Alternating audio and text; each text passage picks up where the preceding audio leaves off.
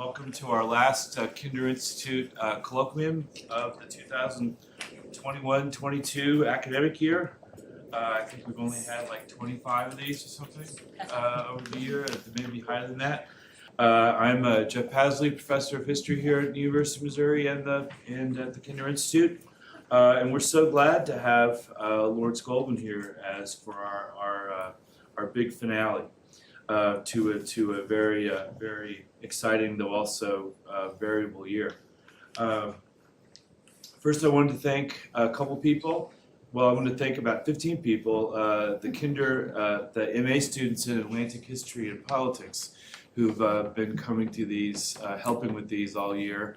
I've been coming to these partly as part of a class, but also doubtless because of their pure love of it, but who may experience it on a different level than the rest of us, and get to actually have to talk about it a little bit next week.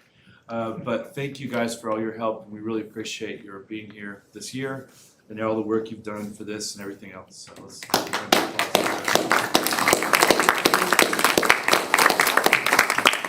And I also wanted to thank is it Professor Doc Linda Mandoli, who's visiting here. I didn't get if there was a title. The University of Western Cape. Just a human being. You people like get very particular, like you don't want to call a British professor if they're not, right? Because then you've violated the time. The class nexus. It's like the nexus. So at any rate, Linda Mandioli of the University of Western Cape, who has been visiting here all week, including getting such honors as standing through and a reading out loud of 3 years of history department grad fellowships earlier this afternoon. He deserves a fellowship. Yeah, he deserves a fellowship just for that alone, because it went on. Everybody's doing a great job, but it went on for quite a long time, so thank you for that. And I hope you've gotten to do, I know you've gotten to do lots of other things this week, so we appreciate your visiting, Linda. That's from University of Western Cape is one of our long-time university partnerships, going way back, way longer than the Kinder Institute, actually. Any rate, on to today's activities. So one of the great privileges of being around the Kinder Institute and the partnership with Oxford University that's been built since Jay Sexton came a few years ago is getting to know great people and world-renowned scholars like today's speaker, Lawrence Goldman. And especially the kind of people who are world-renowned, but maybe not so much in our part of the world, at least with history being the history profession being as segmented as it is by nation and field and chronological period. You would think that America versus England, 18th century versus 19th century, you'd kind of know everyone, but it's really not true. So it's been great to get to know Lawrence Goldman and to feel and to realize what we've been missing all those years. Suffice to say, Lawrence has been one of the leaders of the profession, the historical profession in Great Britain, reading history, as they say, at Jesus College, Cambridge, and training in American history on a Harkness Fellowship at Yale University, before returning to Cambridge to begin research on Victorians. You're right. On Victorian social science that I believe has come to its ultimate fruition in the book that he's talking about today, Victorians and Numbers.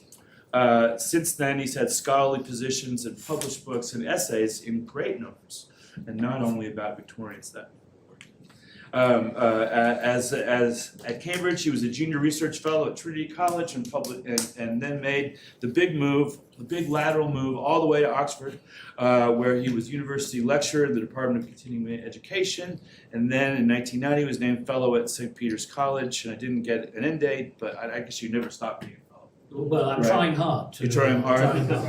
Where he also served, and I did as admissions tutor and senior dean, which I don't know if that means you were a dean in our sense, or if that's some different kind of dean, but You find them when they were naughty, okay? But it might mean you were an administrator. No. So we'll Never. But I also read he had, this is like, I've been reviewing this, so apparently Lawrence was university assessor. Who was a senior administrator responsible for student welfare. That's on your Wikipedia entry. Do you know? Oh, I don't know. Yeah, that, that's no. like so you have a very extensive one. I like cricket. That you might add that. You like cricket? Well, I know a lot of other things, but let me just finish up. I think one of his, besides his books, one of his great accomplishments was being editor for a long time of the Oxford Dictionary of National Biography, where he wrote essays. How long were you at? 10 years. 10 years. It was 10 years. Wikipedia was correct on that. Oh. And wrote essays on on people ranging from his Victorian social sciences to the Queen Mum, to some reality TV star that I wasn't familiar with. Or who were you talking? Oh, Jay Goody. Oh, yeah, Jay Goody. No. See, he was like, really serious. Right. Well, Great. One of the great figures in our culture. but many other more serious people. And Lawrence was also director of the Institute for Historical Research in London. Among his many other books, we can mention Dons and Workers, Oxford and Adult Education since 1850, from OUP, Reform and Politics in Victorian Britain, the Social Science Association, 1857 to 1856, From Art to Politics, John Ruskin and William Morris, and The Blind Victorian, Henry Fawcett and British Liberalism. Presumably not the only blind Victorian.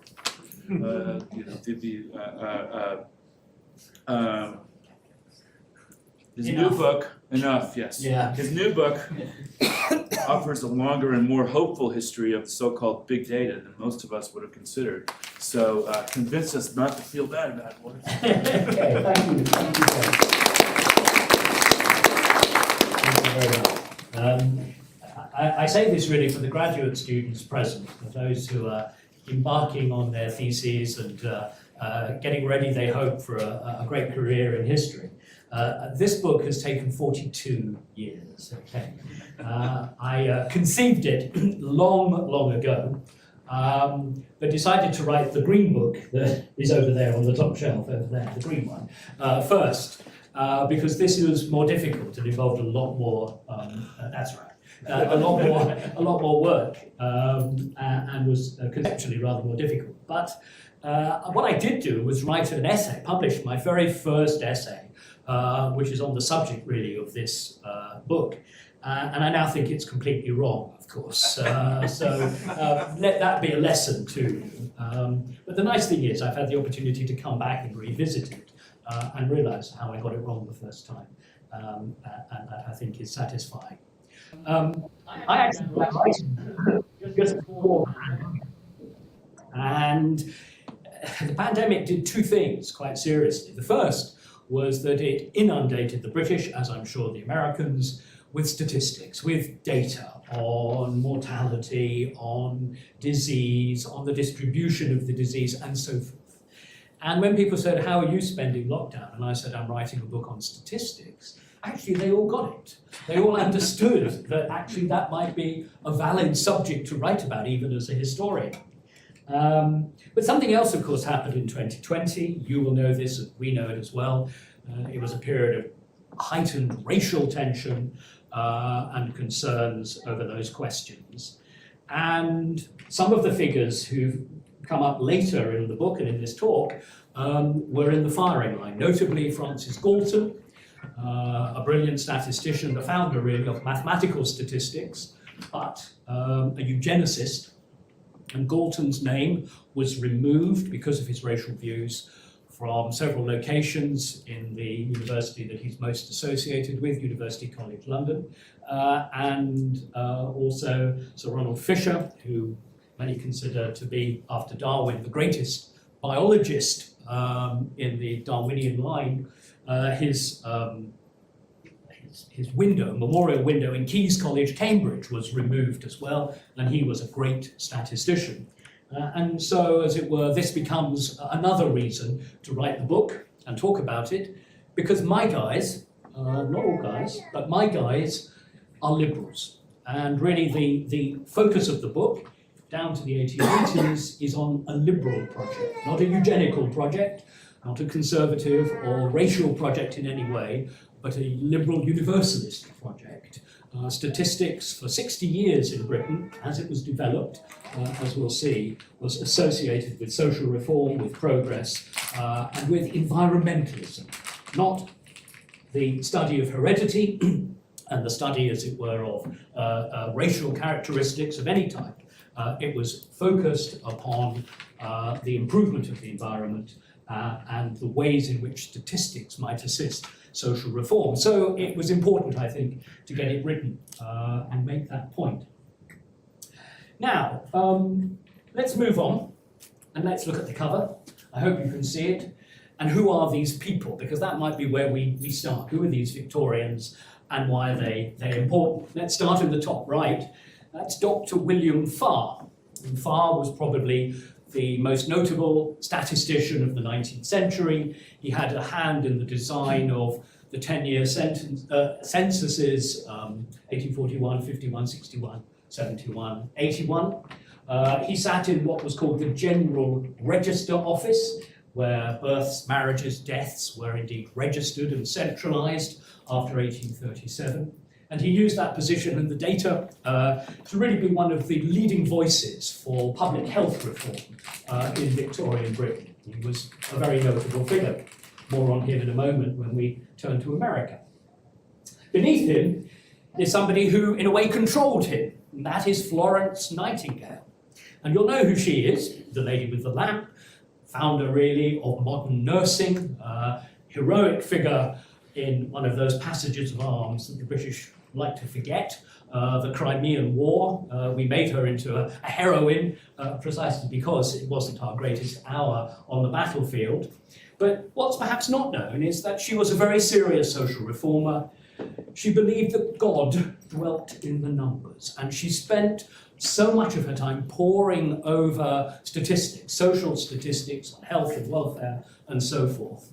And Farr was her lieutenant on this earth. God gave her the messages from above, but Farr was her lieutenant on this earth, doing her bidding, and it suited Farr because her celebrity was so remarkable. And then if you move across, somebody who you might recognise, that's Abbott, Prince Consort, the husband of Queen Victoria. Now, what's he doing on a book on statistics? Abbott was really interested in statistics. He was taught mathematics by somebody we'll talk about in a moment, who was the greatest statistician in Europe in the 1830s and 40s and 50s. And his address at the International Statistical Congress in 1860, a year before he died of typhoid fever, his address there is often considered to be the greatest address he ever gave. It's about social reform, and it's about using modern methodologies and data in the service of improvement. Above him is Ada Lovelace, and she is to be understood in relation to the man in the middle, Charles Babbage. Now, Charles Babbage, you perhaps know, was the man who attempted to build a mechanical computer. If you go to the Science Museum in Kensington in London, you can see his difference engine built in the early 1830s. And he went on to try to design what he called an analytical engine. And historians of computing look back to Babbage as really the point of origin for the attempts that, as it were, lead us to the present day. And they make the point that actually the architecture of his analytical engine is like the architecture of a modern electronic computer. He was a great mathematician. He held the Lucasian chair of maths in Cambridge. That's the chair Isaac Newton held in the 17th century. It's the chair that Stephen Hawking held when he was doing his great work. So he's in a great line. And he was a great cultural figure in mid-Victorian Britain, widely known and admired. He even appears with Ada on a page of the British passport. You had to turn it and you could see him.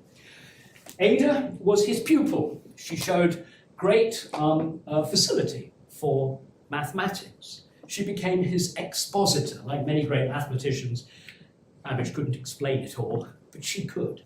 And she's rather interesting because she is the daughter of Byron, the poet. When she was a month old, Byron left the country under a cloud. He never came back. He never saw his daughter. He died, of course, in Europe. And Ada is a celebrated figure. Working with Babbage, she became his expositor. She explained what Babbage's attempts to build calculating engines to make sense of the numbers was all about. And she has become, a very notable figure, not only in the history of computing, but in Victorian culture as well. Sadly, she died in 1852.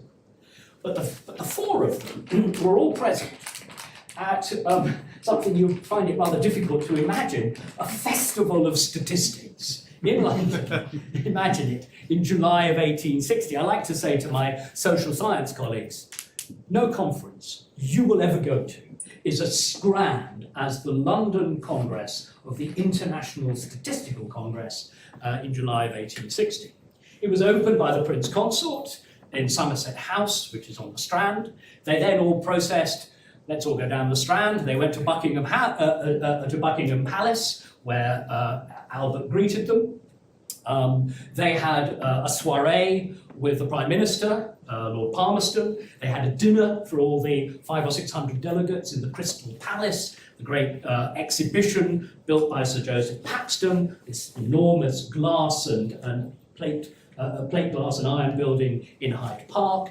And they were the talk of the town and the press for a week and more. And I've heard it said, though I've never had it confirmed, that it was the first single subject disciplinary conference in British history, but I can't prove that, and I'm rather suspicious of it. But anyway, it was important. So the point I'm trying to get at is these are big guys in the culture, and statistics mattered. And in 1860, you've got the kind of zenith. This is a new methodology, a new way of thinking. It's the cutting edge for many different disciplines, and many people have invested heavily in it, and I want to try to explain why in the coming moments. Now, as I say, statistics became associated at the end of the 19th century with eugenics, with racial science, with the pseudo-discipline of eugenics. But just to give you a feel for what I call the liberal universalism at the International Statistical Congress in London in 1860, these are the words of an important speech by William Cooper, MP, a very notable Whig politician. First Commissioner of Works means he's in the cabinet. He's a workhorse of many mid-Victorian administrations, very well known. And he writes, and you can read it, I hope, for yourself, we're convinced that the human mind is substantially the same in all countries, that though there may be varieties, yet that man is substantially the same being under whatever tribe or under whatever coloured skin he may be. And in order to study human nature, we cannot confine ourselves to the limit of any single kingdom, but we must endeavour, as far as we can, to extend our observations over the whole human race. A remarkable statement, but it did sum up that kind of liberal spirit which I want us to hang on to, and we'll come back to 1860, and that's when we'll intersect with American history towards the end. Now, how come a festival of statistics? We need to go back at least until the 1820s to explain where this all comes from, and to what one historian refers to as an avalanche of numbers from the 1820s. And indeed, Thomas Kuhn, who many I'm sure will know as the expositor of the great idea of scientific revolutions, worked at Princeton in the 1970s and beyond, he in fact refers to the kind of numerical revolution in science, which I want to talk about in a moment, as the second scientific revolution after what happened in the 17th century. And it's not difficult to understand why you have an avalanche in numbers in Britain of all societies in the early 19th century. It's the first great commercial and industrial society. It's one that goes through demographic growth and change since the 1730s and 1740s. Modern state, as it were. I can't say it's born in Britain, but it certainly has need of data for policies, which we'll see in a moment, and the data is coming in numerical form. That's required for better and more professional public administration. And crucially also, as we'll see in a moment, independent intellectual life believes, if you like, that numerical data offers a way of understanding nature as well. This is not just, as it were, social science and social reform. This is a way of thinking that spreads across all disciplines and the whole culture. Just to try to sum that up, George Richardson Porter was a leading civil servant. He produced a volume, The Progress of the Nation. It was first published in 1837. And at the beginning of the third edition in 1851, rushed out in time for the Great Exhibition, he talked of an era of statistical enthusiasm. The materials which relate to the occurrences of the present century are vastly superior in amount and value to those that are collected from any existing records of an earlier date. There is a history of this that goes back to the 17th century, and I decided to leave that one out. But the Victorians were very aware that suddenly they were, as it were, inheriting vast amounts of rich data, which they hoped would unlock the key to health, welfare, and improvement. And what I call the statistical moment, it really comes at the end of the 1820s and the beginning of the 1830s. All of these are pieces of Whig legislation. The Whigs come in. Earl Grey, of the tea fame, second Earl Grey, drink your tea. Earl Grey is Prime Minister, and the Whigs are known in the 1830s as a great reforming administration. The Civil Registration Act of 1836 sets up the General Register Office, and for the first time we have a systematic way of collecting demographic and social data. Just hang on to the first two of those.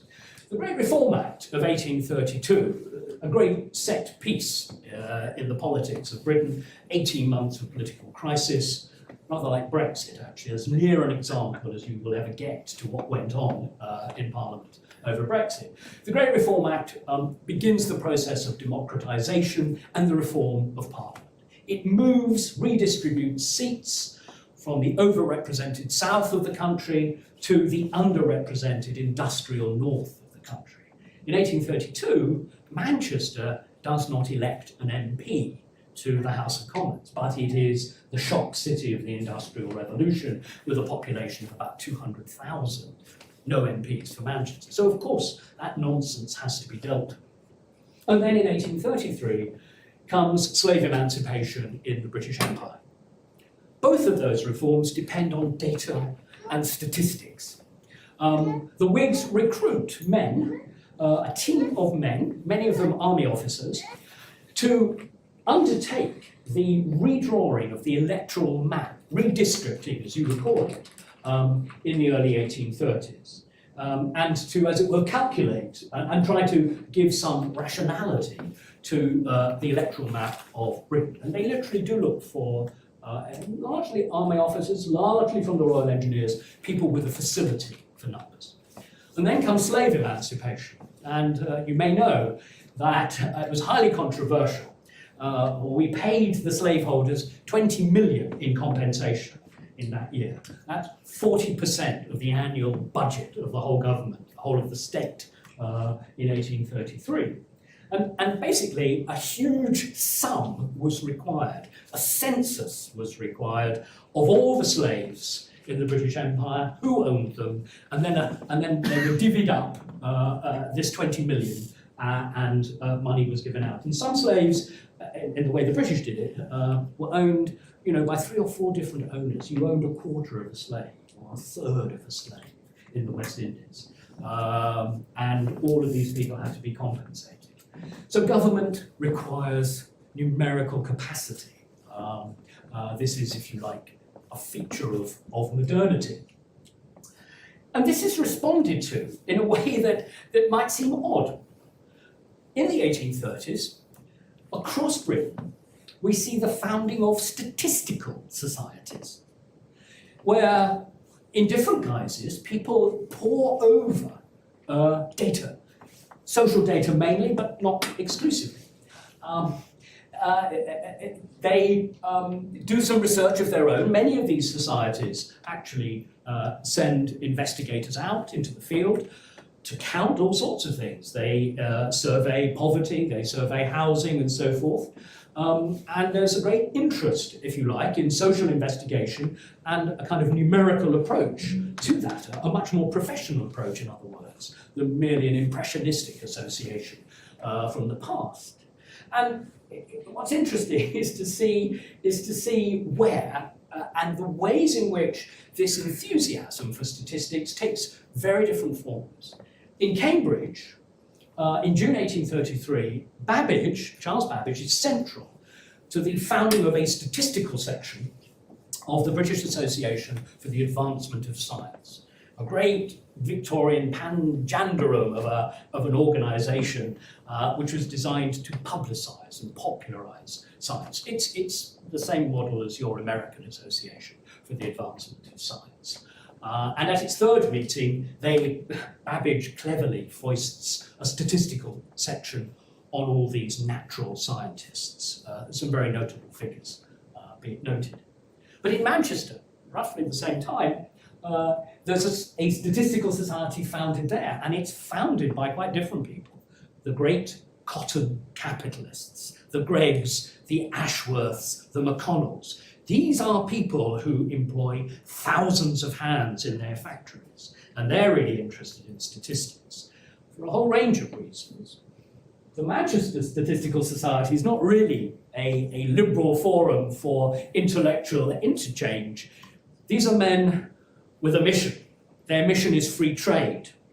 Their mission is reform in their model, on their model. And what I try to argue, many people have said, oh, look, yes, capitalists and numbers, business, exploitation. Probe a bit, and they turn out to be Unitarians. Now, I think those of you who know your early 19th century Boston know about Unitarians and Ralph Waldo Emerson and all that. Yes, these are the British kind of cousins of all of that. They are people outside the Church of England. The great entrepreneurs of the Industrial Revolution are, of course, almost to a man, non-Anglicans. They are dissenters. That's why they become interested in business. It's what we call the minority dynamic. And they construct, as I try to argue, a statistical society to take forward their campaigns for free trade, for a proper national system of elementary education, which is a battering ram that nonconformists use against the Anglican Church and its monopoly over elementary education. They are campaigners and they use numbers in quite different ways. Then come down to the Statistical Society of London, now the Royal Statistical Society, which is now a great professional body where mathematical statisticians meet and so forth. But here you have something different, because in London, it's summed up in a phrase in a letter which I love: Whigs and Lords in abundance.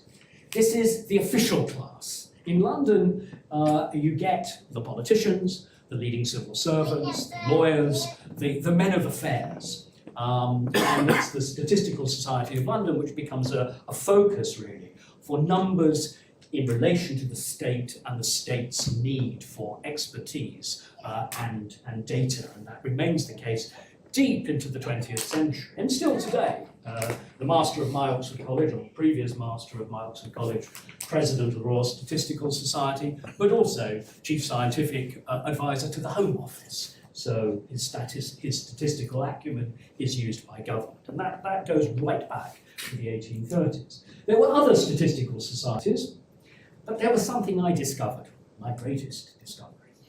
The London Statistical Society, which predates these people. So what? What was that? Well, we'll come back to that in a moment. Just to give you a flavour for who we're talking about. In Cambridge, there are four figures who are central to the use of numbers as a new methodology for natural science. And you're looking at William Whewell, master of Trinity College, Cambridge, for 25 years in the mid-19th century, the great networker in British science. Not that famous anymore, but next time you use the word scientist, think of William Whewell, because he coined it in 1833. Before, they were always natural philosophers. Now they are scientists, okay? But a very interesting figure and a very important figure. His close friend, John Herschel. You will have heard of John Herschel, the great astronomer, the man who mapped the southern skies from an observatory set up in Cape Town, above the city, where in the late 1830s, Herschel mapped the southern skies, one of the great achievements of British astronomy in the 19th century. And he said, I don't know if the observatory still stands, but yeah, thanks. But he went there. Babbage, we've already said something about. Richard Jones he has a very uncertain status in the history of economics. He has a huge fan, and that fan is Karl Marx. In Theories of Surplus Value, that sort of 3-volume enterprise, unreadable, but which is really a history of political economy that Marx writes in the 1850s and the 1860s, nobody gets higher praise than Jones. Because what Jones and Whewell and all these people amount to are inductivists. The history of economics up to this point is a history of deduction. A system of thought based upon certain axioms, based upon an assumption about human behavior. We always buy in the cheapest market and sell in the highest market. And Jones and many others, under the impact really of this new data, are interested in an empirical, an inductive economics. They disagree with the idea that, as it were, certain axiomatic laws of economics apply everywhere to every part of the world. And Jones sets about an inductive economics, but he gets drawn into the state. He's professor of political economy at the Haileybury College in succession to T.R. Malthus. You've heard of Malthus. Malthus is a kind of icon for this movement, but he dies in 1834. So he kind of presides over them. He's there at Babbage's house in February of 1834 when the Statistical Society of London is founded. But Malthus, unfortunately, is an old man that dies. But Jones carries on the Malthusian tradition. Not that he agrees, as it were, with Malthusianism, but he's part of that line. And he's important in the history of economics. There are others as well. If you go back to Manchester for a moment, you might conceivably have heard of James K Shuttleworth, another great public servant, who wrote that book, The Moral and Physical Condition of the Working Classes Employed in the Cotton Manufacture in Manchester, which is a model for Engels' 1844 text, The Condition of the Working Class in England. And Engels praises K Shuttleworth, and K Shuttleworth is one of those Unitarians who helps found the Manchester Statistical Society, and then also goes into government and is in charge of economic policy. These statisticians know how to get their men, as it were, their experts, into positions of authority. And the point I make is that if you read The Moral and Physical Condition of the Working Classes, you're not really reading a text in social reportage and social investigation. You're reading a manifesto for the Manchester Statistical Society. And then finally, Whigs and Lords in abundance. This is the first president of the Statistical Society of London. Don't be put off by this rubicund and chubby sort of character. He's a very, very great intellect in politics. He was educated at Edinburgh in an age when Oxford and Cambridge weren't really very lively. He's a great Whig. He could have been Prime Minister at any stage in the 1830s and 40s and 50s if he'd wanted the job. But he didn't. And he had an intellectual circle at his home, Bowood in Wiltshire. And he's a kind of, remarkably intelligent, lucid, liberal figure. And he becomes, ultimately at the end of his life, Victoria's constitutional expert. So somebody you won't have heard of, but somebody all the Victorians knew. If you wanted to be Prime Minister, if you were Palmerston, you had to go to him first and say, do you want this, Lord Lansdowne? Because if you do, of course, it's yours. I defer to you. But Lansdowne always said, no. So anyway, so these are the kinds of people who are important in London. But as I say, my interest is in these artisan statisticians, and one of the things I discovered was an attempt by workers to manipulate numbers in their interest. And in 1825 is published this little volume of numbers. It's tables of statistics, statistical illustrations of the territorial extent and population, commerce, taxation, consumption, insolvency, pauperism, and crime of the British Empire, compiled by the London Statistical Society. Well, whether they ever really existed is an interesting question. They certainly suggest, and you can see that quotation in the middle, that from 1816 and 1817 there were committees that funneled statistics, data on working class living standards and the problems of working class life to a kind of central committee in London. It's very difficult to find much of a trace of this, but two men are important, two men we do know about, or I know about. John Powell, Clerkenwell watchmaker, leader of radicals in London, wrote a number of pamphlets based upon the statistics and data in the statistical illustrations. And Powell was a close associate of John Garst. And you will have read The Making of the English Working Class by E.P. Thompson many, many years ago. But Garst is one of Thompson's heroes towards the end of the book. The great trade unionist among the leaders of labour in the early 19th century. He's a Thames shipwright. He leads a very famous strike, a successful strike of the shipwrights on the Thames. He tries to found various general associations of trades. That's just one of them. They all fail, of course. I mean, a great trade union that would league all workers. But he's a very influential figure in working class circles. And there's no picture of these people. But this is a book that was published on Garst, John Garst and his times. And Iorwerth Prothero, now dead, helped me when I was a youngster. We corresponded a lot about whether my London artisan statisticians were this organisation or that, and we couldn't really pin it down, but I owe him a lot. And this is his really rather admirable book about John Garst. There's not a lot to go on, but he did his very best. Now, what the book then goes on to do, and you've got the sort of contents there, is to try to look at some of the intellectual projects that come out of the statistical movement. And the first of them, because I think in some ways the most enduring and the most interesting to us today, is the relationship of Babbage and Ada in the construction, or the attempted construction of a mechanical computer.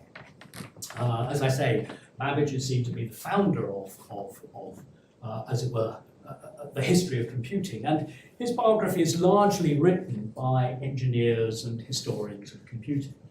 What I try to do is to show Babbage's centrality to the statistical movement. Pretty straightforward. He's making these machines because he's interested in data.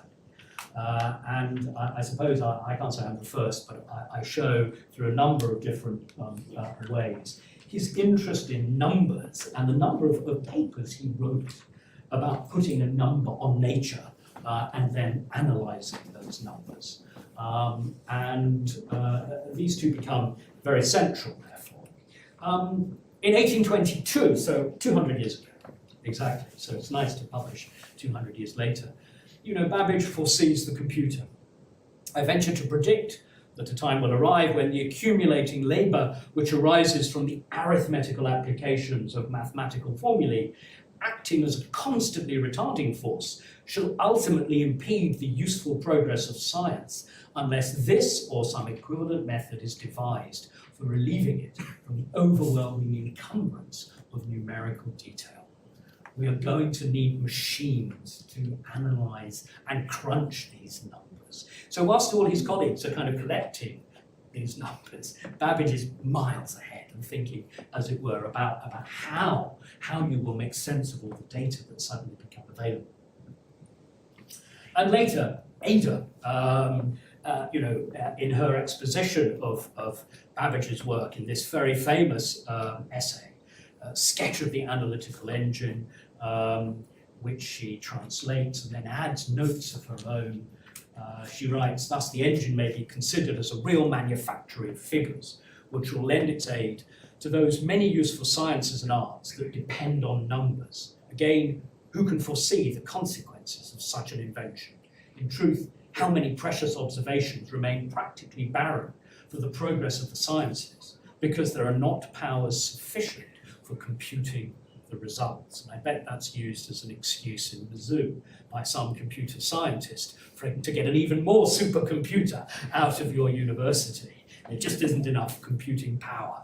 Well, this was right at the beginning, and that is one of the interesting outcomes of the statistical movement. This man is very crucial. He knows all the guys on the front cover. He knows them all, and they think of him as the master. He's Belgian. L.A.J. Lambert Adolphe Jacques Quetelet. Again, largely forgotten, but in his lifetime, very important. And he writes in 1835 what is often seen as a foundational text in sociology, Sur l'homme et le développement de ses facultés physiques sociales, on man and the development of his faculties, social physics. And he tries to popularize the idea of a social physics based upon, as it were, the study of individuals, their anthropometry, the length of their arms, the girth of their legs, and so forth.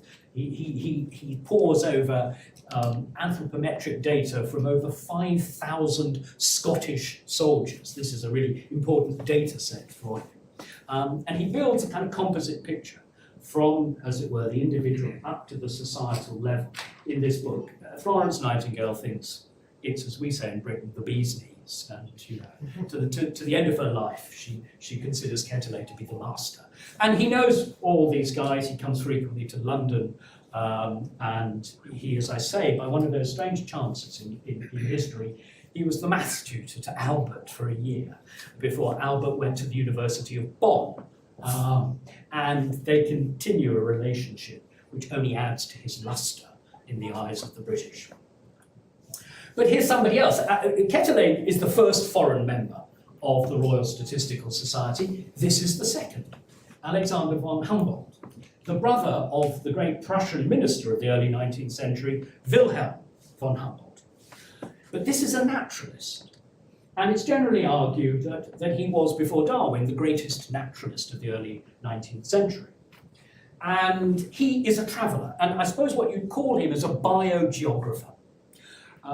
He goes into the field and he's interested in environmental sciences, as we might say, but crucially, methodologically, you put a number on everything. And these are the two most famous of his publications. The narrative of his travels runs to 30-odd volumes. Darwin read it all and thought he was the most remarkable leader in the field. When they met in London in 1841, poor Charles was completely tongue-tied. Couldn't say a word to this great figure who he so admired. What's interesting about Humboldt is that a great president of the United States, old Tom outside, Tom Jefferson, entertained him in the White House several times in the early 1800s when he was on this traveling and voyaging around Latin America and into the United States as well. And Humboldt is important. Let's go back to Humboldt before we move on. Humboldt is important because many of the figures I'm talking about were Humboldtians. They worshipped Humboldt. And the historians of science talk about Humboldtian science in the 1830s and 1840s. This attempt to put numbers on nature, to go out, to investigate, to observe, to put numbers on nature, and then, as it were, to look for the patterns in those numbers. And he is also a very great Prussian liberal. Now, you won't be surprised to learn that there is a cultural kickback against an age of statistics, against a statistical world. And there are those who are, in a sense, satirists of it, and then there are those who are very serious in their opposition to a world made statistical. We'll begin with one of the satirists, Benjamin Disraeli, a man very into performative politics, but not known for his grasp of detail. Mark Twain coined lies, damn lies, and statistics. He thought he was quoting Disraeli, but nobody's ever found the quote from Disraeli. Although Twain was right. I'm sure Disraeli said something like it. The best example I have of Disraeli in this guise is the 1853 budget. He's Chancellor of the Exchequer. So he delivers his budget one evening in the House of Commons. The next evening, Gladstone stands up, and in a 3.5-hour speech, he destroys Disraeli's budget, basically because Disraeli is innumerate. He can't add up. If you go to Disraeli's home, Hughenden Manor, outside Oxford, you must go. There's the Chancellor of the Exchequer's robe there. Now, historically, this passed from Chancellor of the Exchequer to Chancellor of the Exchequer. But when Gladstone became the next Chancellor of the Exchequer, Disraeli refused to pass the robe to him, so it stays in Disraeli's home. But Disraeli is an interesting example of somebody who, in a way, makes a career in a kind of performative politics, but he's completely uninterested in data and very hostile to it. Dickens, if anyone knows their Dickens, I'm sure you do, you'll have read Hard Times, Gradgrind, A Man of Facts, Bounderby, McChoakumchild. Dickens is satirizing in a dark way a statistical world. But the first attempt at this, full report of the first meeting of the Mudfog Association for the Advancement of Everything, which is an essay he wrote, hilarious, in 1837, is a send-up of the British Association for the Advancement of Science. And of course, it's a lighter satire. He hadn't really thought, as it were, more deeply about the iron and the soul that numbers represent. And then you move on to Ruskin, our greatest artistic critic. And in the most famous of his statements on the nature of Gothic, which is a chapter from the Stones of Venice, you get his assault on accuracy, precision, and he's very hostile to a world made numerical, arguing, in a sense, that medieval craftsmanship and medieval art, with all their imperfections, are, as it were, representative of the true humane spirit.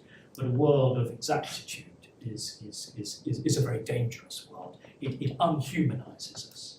And that leads to Thomas Carlyle, who writes a famous long essay called Chartism about that great working class movement in Britain in the 1830s and the 1840s. And one of the chapters in it is entitled Statistics. And as you can see, Carlyle is always angry where others are satirical. The labourer's feelings, his notion of being justly dealt with or unjustly, his wholesome composure, frugality, prosperity, in the one case, his acrid unrest, recklessness, gin drinking, and gradual ruin in the other. How shall figures of arithmetic represent all this? It's deeply, deeply hostile to the attempt to study society in what he sees as a reductionist manner, turning humans with all their complexity into numbers, and that is what's going on all around him. So we have a counterculture as well. Now, time isn't on our side, but I want just briefly to try to explain what happens to this movement. And later in the book, I look at various projects which show, if you like, how this liberal environmentalist movement loses traction, loses kind of cultural purchase in the 1870s and the 1880s. This man publishes The Book of the Season in 1857 in Britain, The History of Civilization in England. And the first 150 pages of this book, not about England, they're not about civilization, they're about statistics. And Buckle sort of popularizes the movement. And he becomes a victim, as many Victorians were, to what the statisticians call the law of large numbers, which is very straightforward. The larger a sample gets, the more stable the frequencies. You know, if you're looking at 1,000 people and you're looking at suicide, well, one year it can be a high number and one year it can be a low number. But what the Victorians found fascinating is that, you know, if you're looking at 1 million people, then year after year, the number of suicides, the frequency, is more or less stable. And so Buckle thought, a scientific history is possible. If we have all the data, we will be able to say very accurately how many will be born, how many will marry, how many will take their lives, how many will die, and so forth. And he ran into, you know, determinism, which the Victorians hated. He removed agency. Initially, as I say, the Victorian reading public thought this was remarkable in 1857. But in the years that followed, Buckle's work was torn to pieces by philosophers as well as other historians. He was read widely in the late 19th century, but he ceased to have much influence. I then tried to look at 3 doctors in order to understand how the medical profession used statistics, but how, in a sense, that too was a failure, ultimately. I had not time to talk about Farr in any detail, but his career was spent tracking cholera. Cholera epidemics, as I'm sure you know from 19th century American history, in the early 1830s, the mid-1850s, and the mid-1860s. And Farr tracked them, and he put a number, or wherever he could, on the number of cases, on the altitude above the Thames, on the distribution of deaths, and so forth. And he produced the most beautiful maps. They're wonderful Victorian coloured maps of the distribution of cholera cases and so forth. But it was only in the year of his death, 1883, that Robert Koch in Berlin isolated the Comma bacillus, which causes cholera. And all of the statistical enterprise, vast, that Farr is involved in, cannot explain cholera to anyone. It just doesn't compute, we might say. It's only when you understand the etiology of the disease, what causes cholera, that you can begin, as it were, to deal with the problem. And that is the limitation, you might say, to statistics. William Augustus Guy, another famous statistician, also a medic, a man also who was a great, kind of a propagandist for the statistical enterprise. He came to understand by the end of his life that what he thought would be, the great way of opening up all the medical questions, put a number on it, was no longer capable of answering the crucial questions, particularly as medical science advanced, and it became clear that it was much more complex than simply an environmental approach. And finally, Dr. John Simone, it's pronounced Simone rather than Simon, probably the most important doctor in Britain between those years, a remarkable man who drew together young medical talent, fascinating group of people who went on to great eminence. And he sent them out to do environmental research on housing and nutrition and poverty and the incidence of disease in mid-Victorian England. Again, unfortunately, without a proper scientific basis.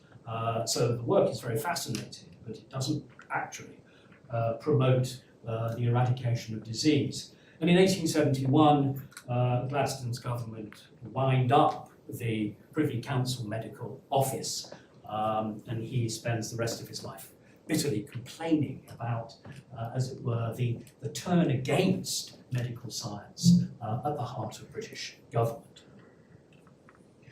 And then we come finally to something I'm sure you're aware of, because my story ends in a dark way with the rise of eugenics and with its association with statistics. And here is Francis Galton. I dare call him a genius, but a dark genius.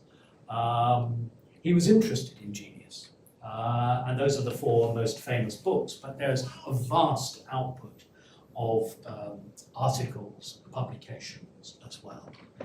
And he is a hereditarian. He is Charles Darwin's cousin. He worships Darwin. But when he read Darwin, I mean, most Victorians, most of us today, are fascinated by natural selection, by those random processes in nature that explain the development of species. But Galton read Darwin and was interested in artificial selection, the ways in which animals have been bred for certain characteristics. He was interested in the study of inheritance, and reading Darwin made him even more interested. And he began, as it were, to try to develop a methodology for studying the process of inheritance. He's a founder, you might say, of genetics. He collects lots of data, anthropometric data, about human weight, height, girth, and so forth. And he collects it across the generations in order, as it were, to plot the way in which heredity determines our characteristics. And along the way, he does something very, very remarkable. I mean, it's one of the great developments of mathematics in the modern era, which is he develops a new mathematical statistics. He develops correlation, which is really a hugely important tool used in so many ways every day of our lives. But beyond the study of inheritance, of course, he promoted human perfectibility. He named eugenics. He also coined that phrase, nature versus nurture. And he was interested not only in the science, but the practice of improving the human stock. And one of the things that I try to do in the book is to show how deliberate he is in wanting to assault what he calls the old statistics, the environmental descriptive statistics that the book is about thus far. He tries to eject section F from the British Association, the statistical section. He tries to argue that the work of this man is actually best understood in terms of inheritance rather than environment. Charles Booth is probably, our most famous empirical sociologist. He sets up a project on the life and labour of the people of London, 17 volumes at the end of the 19th century. He's very, very significant in Britain, and the study of London had all sorts of implications and influence in early 20th century America. The Chicago School of Sociologists were very interested in what Booth did. But Booth is, of course, an environmentalist. What Galton does is kind of capture his data and try to present it as actually proving not the influence of environment on social conditions, but hereditary factors. And it's an interesting kind of conflict. He also engages with Florence Nightingale. Dear old Florrie, towards the end of her life, she conceives of founding a chair in statistics at Oxford.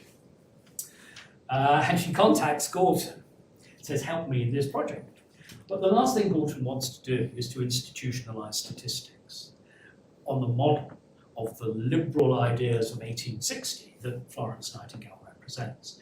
And the correspondence between them has been written about, but entirely misunderstood, I think, until I've had a go at it.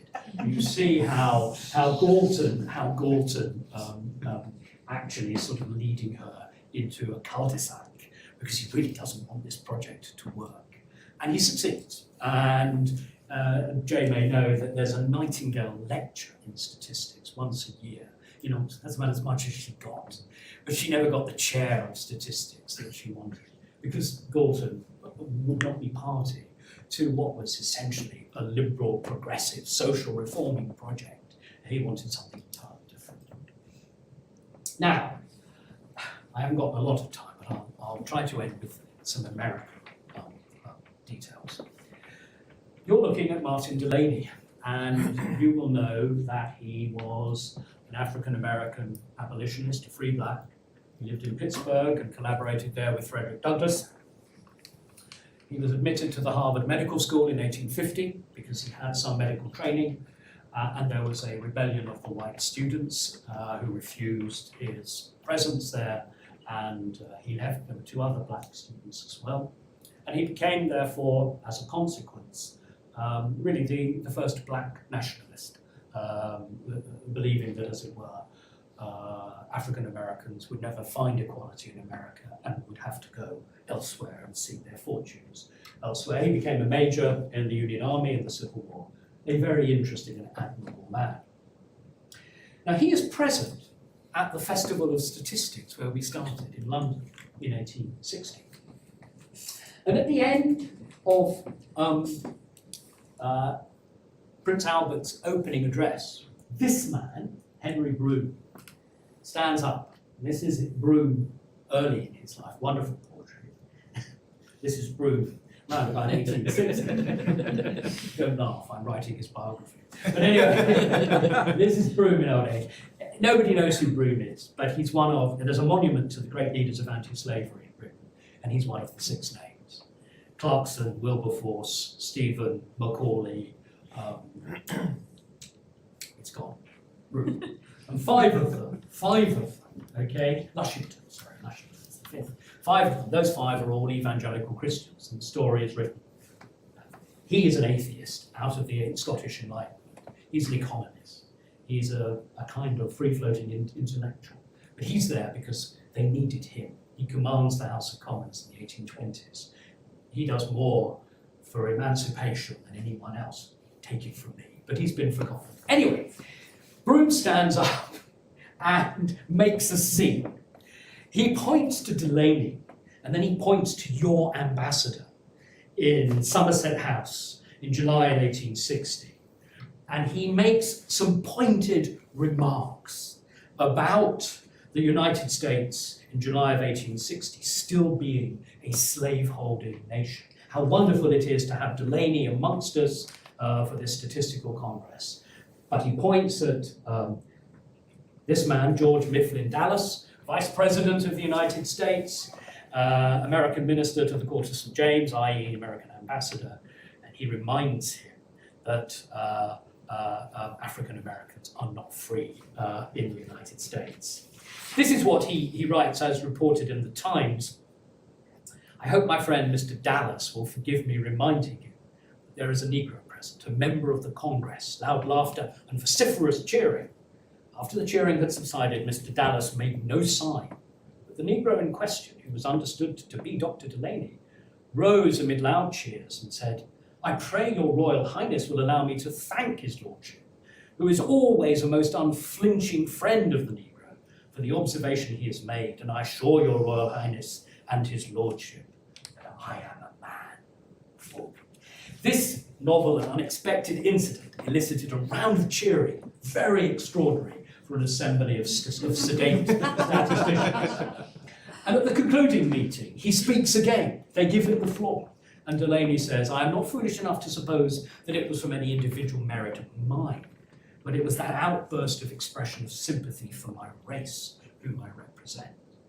And so we come back to the point I was making at the beginning. The politics of statistics are liberal, reformist, universalist. They, in 1860, do not understand, as it were, racial difference. And I think that's very important when you consider what happened by the late 19th century. Now, a further American Civil War example. William Farr, we've come across before. He has a son, he has 8 children, and one of them is a 19-year-old called Frederick. And Frederick stows away on a ship across the Atlantic and lands at Portland, Maine, and he joins the 7th Maine Cavalry. And he fights and dies in the American Civil War. Now, who knows why a 19-year-old would do that? And we know that several dozen Brits went to fight for the Union Army and enrolled. But again, I think it shows you the politics of statistics. Frederick grew up in a very liberal household, supportive of the Union and of freedom, and he took it seriously. And so I followed the correspondence, William Farr to Edward Jarvis. We'll come to him in a second. Jarvis is the president of the American Statistical Association. information. So statistics offers a way of tracking Frederick down. And you can see this. He was enrolled in April at Portland, state of Maine, under the name of Frederick Clark. He is 19 years of age. He was one of our volunteers in England, i.e. in the reserves, and was studying for the civil service when, without consulting me, he started off for Portland on a steamer and joined the above regiment. And that's 9th of June, 1863. And Farr is writing across the Atlantic to his close friend Edward Jarvis, who's from Dorchester, Massachusetts, and saying, can you help? Can you track this kid down? But Frederick Farr dies. And this is an interesting letter because it's the 24th of April, 1865, at which point the British know that the war has been won. They don't yet know that Lincoln has been assassinated. It takes until early May for the news to reach them. So Farr writes to Jarvis, and it's worth it. He died in the hospital at Richmond of fever, March 23rd, 1864. He fought at Gettysburg, of which he gave me a full description, and afterwards under Meade along the Potomac. But in that excessively cold night of November 30th, 1863, after a fatiguing march, fell asleep by the campfire and was taken prisoner by the enemy's cavalry. He would have rejoiced had he lived to see these days, the victory of the Union Army in the Civil War. And just to simply end Frederick Farr's story, he became a casualty of war. Obviously, he became a statistic as well. 1,505 men served in the 7th Maine, of whom 152 were killed in battle or died of their wounds, 403 were wounded, 212 died of disease, and 19 perished as prisoners of the Confederacy. And Frederick Farr was in that last category, in fact. He became a statistic. And then finally, I'm nearly there, this gentleman, Edward Jarvis, who again I've tracked over 40 years. He's the president of the American Statistical Association throughout this period, really. And in 1860, for this Festival of Statistics, he comes to London. And what I do in the book is, in a sense, follow Edward Jarvis around London, indeed around England, as he goes to all the places where statistics are being developed. Ministries, societies, hospitals, asylums, universities, and he meets Broome, for example. He meets all the great figures. He hears Thomas Hare give a paper at the Statistical Society of London. Hare is an associate of Mill, John Stuart Mill. Mill is in the audience. Hare is putting forward a new form of voting, what we call the single transferable vote. How do you get over the problem of wasted votes in your system and our system under first past the post? Well, Hare had the answer, and Mill thought this was the bee's knees. But anyway, Jarvis is present, and he writes a fantastic journal, and he writes to his wife, and we'll end here. This is in the Concord Free Public Library. I've been the especial subject of interest and kindness from the men who were engaged in the three great matters that have occupied me most: insanity, mortality, and statistics. I found that I was known to them in advance, and they received me as an old friend, as one with whom they had before communed freely, and whose principles in life, whose wishes and sympathies they understood and knew how to meet and were desirous to gratify. And what's interesting is that, he goes back to America in 1860, and right at the end of the Civil War, he calls into being in the State House in Boston the American Social Science Association, which is a very famous and important forum in the late 19th century, modeled on the British Social Science Association for the development of American social science, and much has been written about it. But I'll end with this point. Nothing makes me more angry at the way that story has been written by historians of social science on this side of the Atlantic. Because, in a way that I don't understand, the idea has taken hold that American exceptionalism explains the origins of American social science. That the way that America is to, as it were, stop the evils and the problems of Victorian cities in Europe is to study these things and then set up walls around America. And that the crucial idea of American social science is that America should be exceptional and not like Europe. Balderdash. I could go on and on. I tried to write this, but nobody took any notice of me 30 years ago. But I hope it won't detain us for too long this evening. But it is wrong. It is undoubtedly wrong. There are so many Americans who come to Europe to learn and to take back models and ideas and to assist, as it were, in the development of your society in the late 19th century. The idea that what they were trying to do was to somehow prevent America and the innocence of America from going the way of Europe is balderdash. And Jarvis is a classic example of somebody who came to learn and took those ideas back to America. So I'll leave it there. Thank you.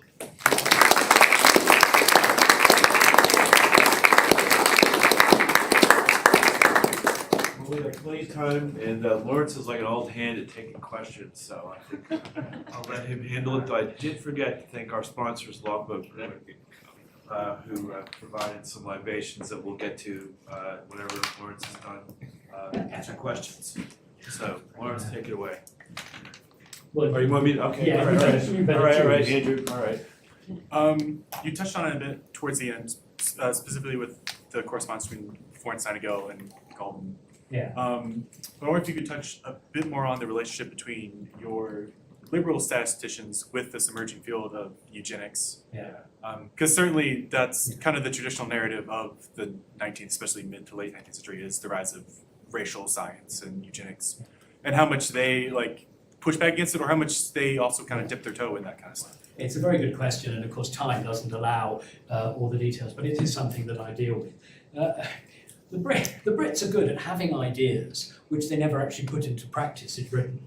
They export them to other people, but they don't do it. And one of the points I make is that Galton's ideas and the eugenic movement that follows, running all the way to the Second World War in Britain, and taking in many of the great founders of our welfare state. You know, did you know that John Maynard Keynes was a member of the Eugenics Education Society? Did you know that William Beveridge, the Beveridge Report, 1942, the blueprint of the welfare state, he was a eugenicist at various points? Did you know that Sidney and Beatrice Webb, the great socialist intellectuals, etc., etc.? Anyway, the point that I would make is this. It's an intellectual movement which touches a whole variety of people, not only on the right, but on the left as well. It was perfectly progressive to believe in Planned Parenthood and trying to ensure that those who were suffering from learning difficulties and so forth did not procreate. These were perfectly acceptable ideas before and after the First World War. But they get nowhere in Britain. And I do actually discuss this. In a sense, the development of statistics is enhanced and accelerated. It's ironic and paradoxical by a movement which is very different from the founding principles of the early 19th century. But I'm glad to say that thanks to the Labour Party in Britain and the Roman Catholic Church, let's give them their due, the alliance which works. I mean, many Labour MPs were Roman Catholics, particularly in places like Liverpool. It never has a chance in Parliament of getting through, and so there is no eugenical legislation. And although a large number of intellectuals are interested in it and support the ideas, they never get beyond voluntary sterilisation. There's never a programme at all of compulsory sterilisation. And so Galton's ideas actually never take hold. The statistics is, of course, absolutely crucial and passes on through a line in which you have Carl Pearson and Ronald Fisher, great statisticians, building really the modern discipline of mathematical statistics in Britain. But I'm delighted to say that actually eugenics is a movement, unlike Germany and of course unlike parts of the United States, it never ever gets anywhere in Britain.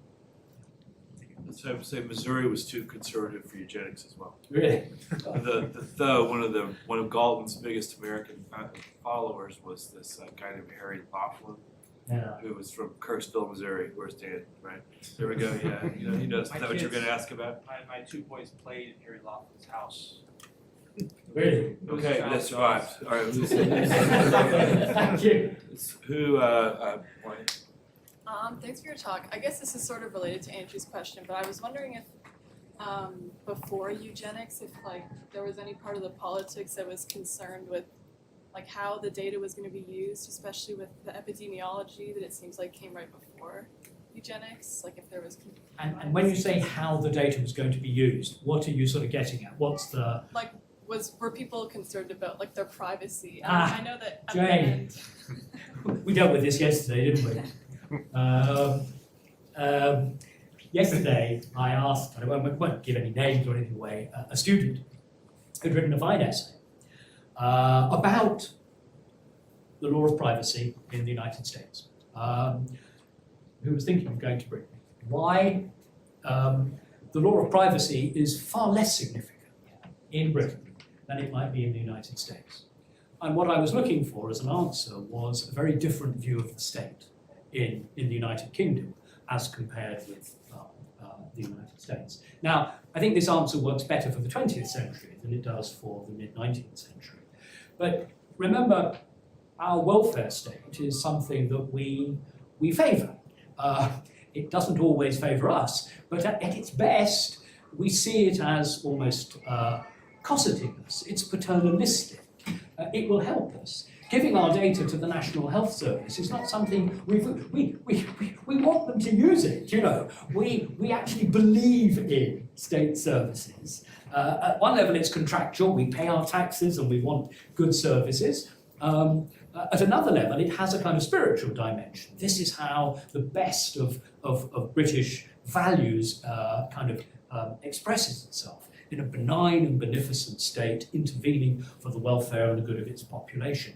And so that theme in American life, right from the Revolution onwards, of the fear of the state, is not at all the way the British traditionally have thought about the state. And I think this goes back to the 19th century, to this social reforming tradition, where actually passing our data, if they were that organised, passing our data to the state would be not seen as necessarily deleterious to our liberties. It works better for the 20th century, but I hope it gives you a sense of why the two are different. Yeah. They exported all their anti-government liberals like Thomas Paine. Yeah. Forcibly exported.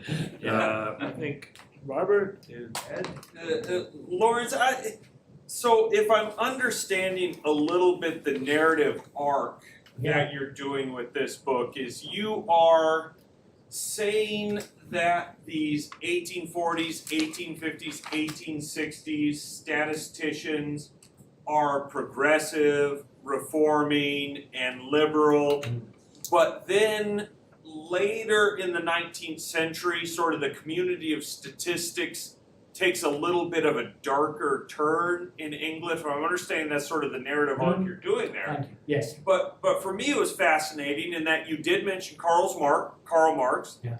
You mentioned Engels, and it's obvious with Karl Marx's and Engels' work, they are clearly inspired by these statisticians operating in this time period.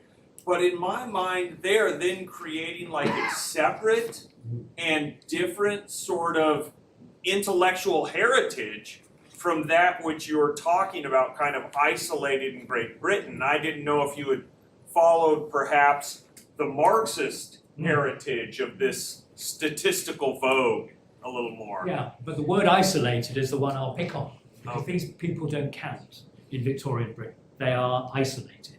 You know, Marx has a few followers and, you know, goes to radical clubs, but he's not significant. I mean, ultimately, the Marxist tradition works overseas and is hugely influential, of course. But for Victorians, they've never heard of him. I mean, that's the point. Engels comes to Manchester. He's sent, of course, famously by his father, because his father is a textile magnate in Barman in Westphalia, and he's not known in Manchester. He's not known to the cotton capitalists, but he writes a foundational text in Marxism in 1844. Marx, you're absolutely right, thank you. Marx, in the second preface to Capital goes on at length about the brilliance of English statistics and says, I could only have written Capital here, now, because of all the data that the British, sorry, it's in the book, you know, you would quote Marx on that. But actually, you know, Marx is not in any way connected to the intellectual life of 19th century Britain. He's not part of the Victorian world. You know, he's involved in small exiled communities who the special branch watch, but he's not considered to be a player in this game. But you're absolutely right. This data is crucial because it gives them an insight, as it were, into what industrial capitalism is and what it does. I do end the book, just to make sure that you get this. We've got the London artisans, okay, in the early 1820s, and the final chapter is something called the Industrial Remuneration Conference of 1885. And I do this, in a sense, precisely to deal with your point. Again, nobody's ever heard of this, but for 3 days in Piccadilly, some of the most notable figures in British society meet with representatives of British trade unions, British cooperative societies, friendly societies, leaders of labour, and they have a huge barney about the distribution, if you like, of the cake and why the working class are not getting the remuneration that is due to them. The aim is to try to find industrial harmony, you know, to bring together capitalists, politicians, and the workers and their representatives and build a consensus. And of course, it doesn't build a consensus at all. But there are some wonderful moments where you have a room in which you have A.J. Balfour, later Prime Minister, George Bernard Shaw, on the first outing of the Fabian Society. They all come down from Hampstead, where they've been founded in 1884. They go down to Piccadilly, literally the first time they've ever ventured out, George Bernard Shaw, and Alfred Russel Wallace, natural selection man, you know, Darwin's competitor in a way, also a radical. So you have these three in a room with, I mean, actually, very interesting figures from the trade union movement. Some of the women trade unionists, arguing the toss about wage rates and piece rates and working class budgets and all the rest of it. And I wanted that there essentially to deal with the kind of point you're making. But it's part of the British tradition as well, you know, that is part of the British tradition also. But it's getting kind of late, but Ed, you had one? Yeah, this is really fascinating. Thank you so much. I have sort of two questions, and one is factual and one is about chronology. So the factual one first.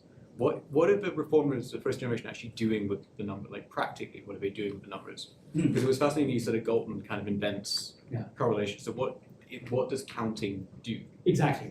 They do not have the techniques for the analysis of the statistics. I mean, obviously, if you collect a lot of data, you can draw inferences from them. And they're very good at averages, I mean, you know, as it were, and even medians. But technically, there is very little development between the 1820s and the 1880s until Galton. And so, you know, they would write papers in the Journal of the Statistical Society of London or in the Transactions of the Social Science Association based on the data that they picked up on disease or welfare or poverty or education. And you can make clear inferences from what you've got, but you can't actually interrogate that data because you haven't yet got the technical means, which comes later. Yeah. And then the second question is about, I've been reading Jennifer Morgan's recent book about slavery, and in an earlier period about these enslavers really being the original people obsessed with data and numbers. Oh. And I was going to ask you, like, do your British reformers see themselves as doing something fundamentally different? Are their statistics? Are they refounding a movement, Well, or are they separating themselves? Like, I don't know if this is clearly this is a book I should have read, but anyway, but what I can say is that the anti-slavery movement is famous for its use of data. And there are two figures here which are important. The first is Zachary Macaulay, father, of course, of Thomas Babington, who edits the major journals of the anti-slavery movement in Britain, but who is the kind of big brain of data. and he's the one they turn to for all the facts. And he publishes, masses of data on numbers of slaves, exploitation of slaves, deaths of slaves, and that's, as it's come down to us. I'm afraid I'm going to argue in this biography of Henry Broome that Broome actually beats him to it. And one of the reasons Wilberforce, this old man, this evangelical Christian, takes Broome into the heart of the movement as this Scottish lad of parts comes down to London in 1803, 1804, is because he has the data. And Wilberforce realizes, he reads a famous book that Broome writes, now forgotten, called The Colonial Policy, a new view of how you run the empire without slavery. And Wilberforce writes in his journal, we've got to get this lad, we need this boy. And he goes straight into the heart of this evangelical Christian movement, and his atheistical friends all laugh because they can't believe Broome is on his knees, and he literally is, praying with them. But what he can do for them, they have the wit to understand, is give them data and present the argument in terms of political economy, a new view of the empire based on the new economics of the empire. So, although Zachary McCall is always held up as the kind of big data head of the movement, you get people like Broome as well. But the point is well made. I don't know if it's quite the answer you were looking for, but data is important in anti-slavery. Yeah. Lawrence, I wonder if you could talk a little bit about data and the Enlightenment. Because obviously, it's no denying this 19th century takeoff of all this stuff. Yeah. But like the counting things, and part of the stuff Ed's talking about, which I don't think they would agree. I don't think the so type either, of no. historians that Ed's referring to would agree with Lawrence at all, so he can fight with them at some later time.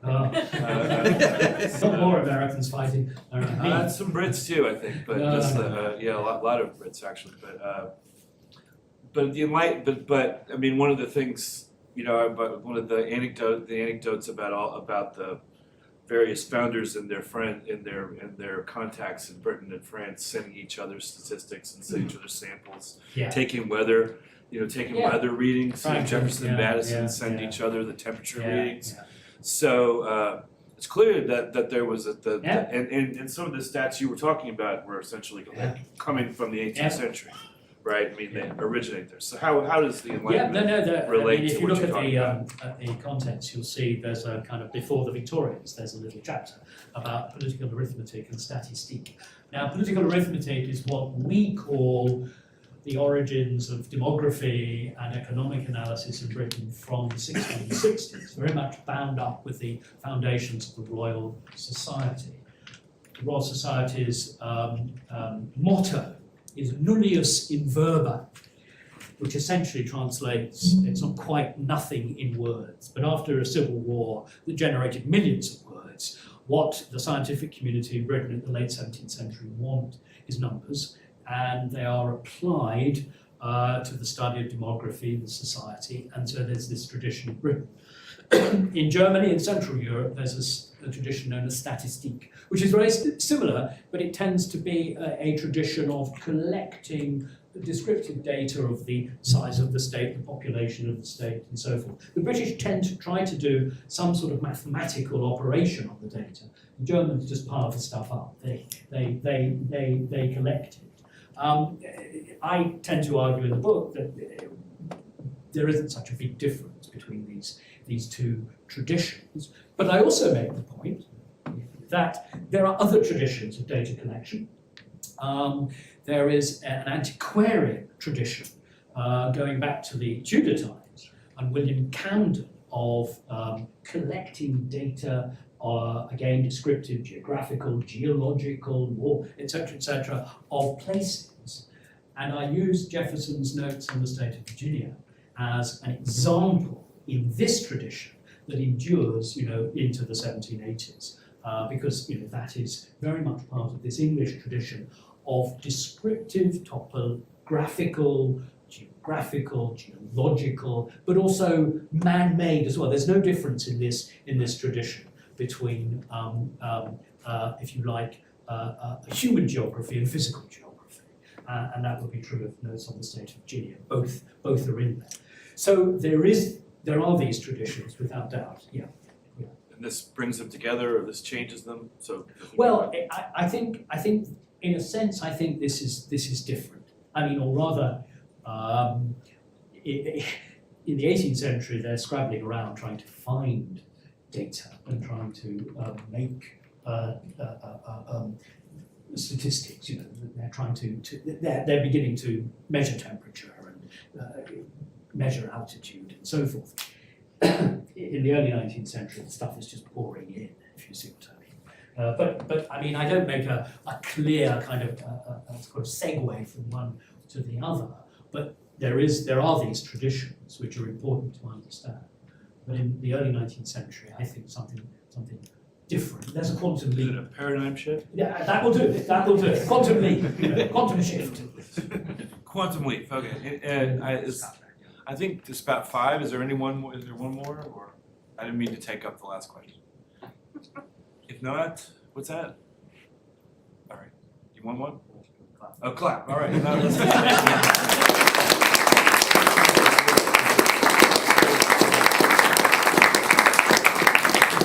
okay, please get some refreshments. Sorry, I forgot about that. Yeah, I was trying to.